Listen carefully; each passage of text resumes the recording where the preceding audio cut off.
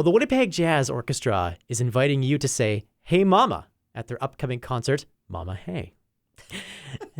See what I did there? The concert features the music of Winnipeg's African diaspora with a wide array of sounds from across the continent. That includes Kelly Bado, who came to Winnipeg from Côte d'Ivoire and will showcase the sounds of Western Africa alongside the music she has been hearing here in the heart of the prairies.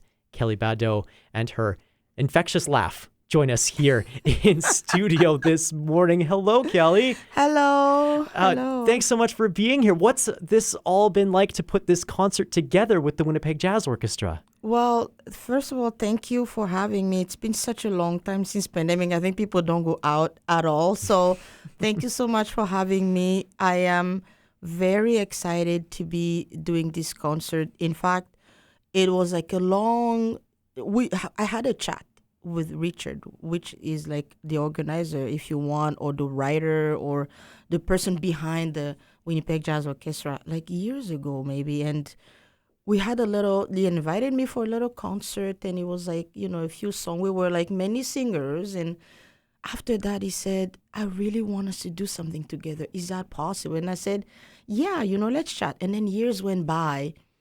And then all of a sudden he came back and said, "This is it. This is the year. And we would be thrilled if you would want to be a part of a concert we're going to put together." But I didn't know I was going to be kind of the center of it. So this was a very nice and huge surprise for me. And this is kind of how everything started with this concert. That's so exciting. What has it been like working with Richard and the orchestra and putting some of your songs that you've written to like this bigger, grander imagination of what they could be? Like Richard is such a selfless person. Like I don't know.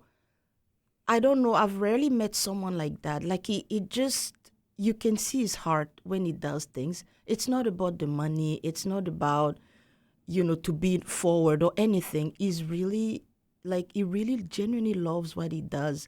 And the first time that I worked with him, he said, "Your pieces, your songs are challenging.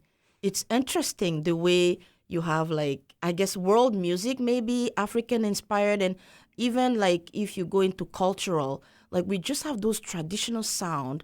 And he told me, it's like so challenging, and we loved it. We love like working on it and developing. And maybe that's what kind of inspired him to like want to do more songs.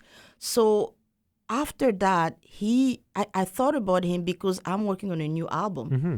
So I said, "Richard, in Africa we have all kinds of sound, and I'm a fan of trumpet and those kind." And he's a trumpet. Like trumpet is like the big instrument for him. So he came and played on the song. And I feel like that's probably what revived like the idea we had about that concert. And he said, "You know what, as a matter of fact, why don't we like think about that concert?" So not only he played on my new album, which is kind of coming up, which I've released, but we're going to sing some of the songs at the concert. And so I feel like it's like everything is like unfolding, and I'm so excited about it.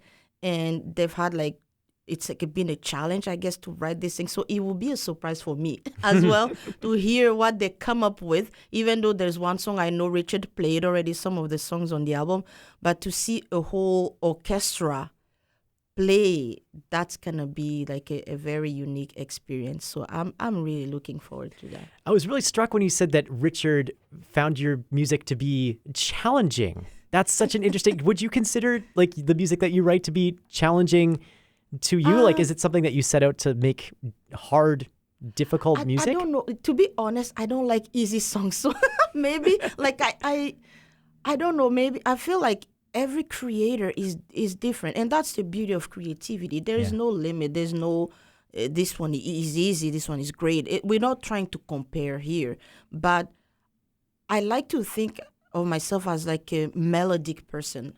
Words, when I compose, words are like deserve, like I need more work, like more time to develop words. But music is like all the time in my head. So to me, when I write, the music is first. So I do compose, even though I'm not a trumpetist or I don't I'm not a keyboardist or whatever. I just hear those sound, and I'm very much a part of my music arrangement. So I worked with Richard, so he could see that. He was like, I would like, I don't play it, but I can sing it. Yeah. So I would sing the parts and things like that. So I think what it means by challenging is that it's different culture, it's different sounds, it's different like melodies. So to be able to like get in that world, if you're a jazz musician, we all have to learn something. So I think it just takes them out of their usual songs or music that they've heard or they worked on to go into that African type of music. That's probably what he meant, challenging in the sense that, yeah, we're learning something different. Yeah, different. That's a great way to put it. What if you were to describe those sounds that you bring into your music from Côte d'Ivoire to someone who has never heard them? What would you tell them? How would you describe the sounds of that part of the world?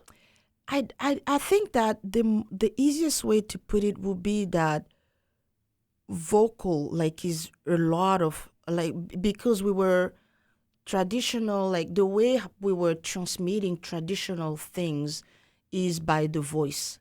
Like in the African, even in my country, maybe I would speak for my country, like we do a lot of like storytelling. As I was a child, I would sit under, like when we go to the village, we would sit under the tree, and then our auntie would come in and start telling stories, and we use those like, so no instrument, our voice is like the first instrument. Yeah. So in Africa, a lot of it was built with that. You have this chanting, these voices. So maybe that's how I get to like, that's the big inspiration of how we came to sound. And then after that, instrumentation were born.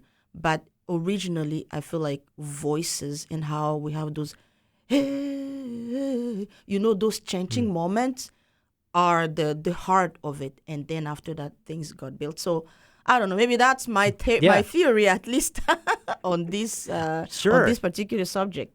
There's a number of other musicians from Africa that are also collaborating on this concert that are based here in Winnipeg's musical community. What's it been like to work with and interact those other musicians here in Winnipeg, and what sorts of things, when you're talking about different sounds and different rhythms from different parts of the continent, what do you talk about and what do you learn from each other? I feel like this is probably the first time or that I've like started working with like different artists in such a form. This new album have seen me collaborate with like an artist called Dr. Henry, who is also gonna be at the concert, and Yama Laurent, who is from originally from Haiti, who's in Quebec. So this project has really seen me work with different type of people, and I like that because I feel like the composition is richer when you have other component, other people, and it's just the way. It's just my belief, and I feel like as we work together more, as we collaborate more, we're gonna see that happen. I feel like we could do more of that. I don't think we have, and I've definitely started putting more effort into doing that. And I hope that this is a first. This is like a concert where we're gonna see different artists coming together, and I hope that our community, the immigrant community, realizes and maybe decides to do the same and organize something where there's different culture. Beside Folklorama, we do have Folklorama, which is more like a volunteer community kind of work, but a more professional level would be very encouraged. I think we're able to do that, and this would be, I guess, a first concert and encouragement to do more in the coming, months or years.